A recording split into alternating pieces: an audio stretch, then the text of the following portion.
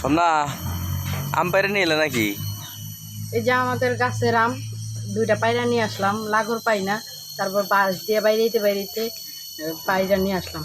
তবে একটা কথা কি জানো, এটা বড় আম, এটা হইলাম আমি মোটা, আর এটা হলো শুকনা আম, এটা হইলো তুমি, মানে তুমি তো আমার থেকে একটু শুকনা, আর এই জন্য এই দুইটা আম সেম সেম, বাস ডিপলে নোমানি নিউমানি।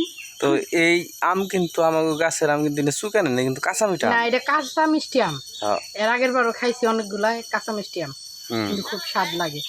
এর আগের বার আমি আম নিয়ে হইলো এই চালের ভিতরে রাইখা দিয়েছিলাম, পাকায় খাওয়াইছিলাম, মনে আছে? কিন্তু খুব স্বাদ লাগে। কাঁচা মিঠা আম, কি আম জানি না, কাঁচা মিঠা, এটা কাঁচা মিঠা গাছ না? কাঁচা মিঠা গাছ, কিন্তু আমের নাম কি সেটা তো জানো না। এই আমের নামই না কাঁচা মিঠা। কাঁচা মিঠা তোমাদের কইছে কাঁচা মিঠা। আসলে আমি গ্রানটা এত সুন্দর বুঝাইতে পারবো না কেউ। যাই হোক, গ্রামে আসলে গ্রামের অনেক কিছু খাওয়া যায়। এতদিন আমার বাবার বাড়ির ভিডিও আপলোড করছি, গ্রামের অনেক কিছু। তা এখন হলো শ্বশুরবাড়ি, যে কদিন থাকি এই কদিন শ্বশুরবাড়িতে এত ভিডিও করতে পারি না, কারণ অনেকে চয়েস করে না, তো তার জন্য ফাঁকি ফাঁকি ভিডিও করতে হয়। সবাই ভালো থাকবেন, সুস্থ থাকবেন, গুড বাই।